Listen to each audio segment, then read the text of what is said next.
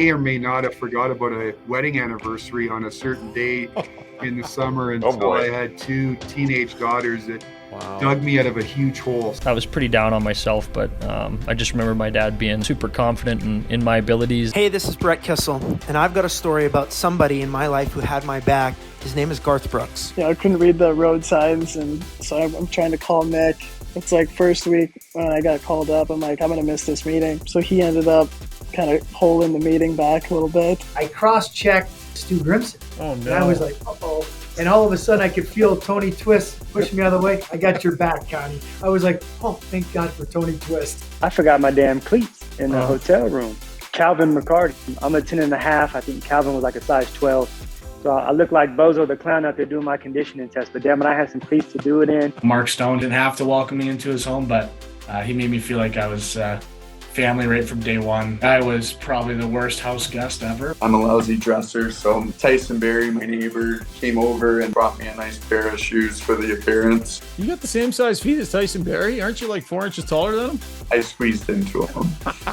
One guy who really had my back was Michael Furlan, took me under his wing. Somebody on Vancouver shook me up, and as I'm in the locker room, I hear a huge roar from out in the rink, and Furley went up to the guy and kicked the shit out of him. So every single day for my first 13 years in the NHL, Jim Rutherford had my back. I get a card in the mail. It said, Cheryl, courage is not defined by those who failed and fell, but by those who failed, fell, and rose again.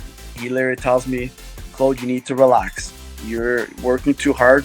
I need you to work less. The late Brian Murray, who was the GM at the time, it always felt like he was on my side. We may never truly know the impact that we have had on someone, but the impact of just that one action would change the course of my career. If you know someone that does suffer from addiction, they can't do it alone. They need your support. The people that were there through thick and thin that, reached out and believed in me. Brendan Burke. I was in a 3-year relationship with a guy that nobody knew about.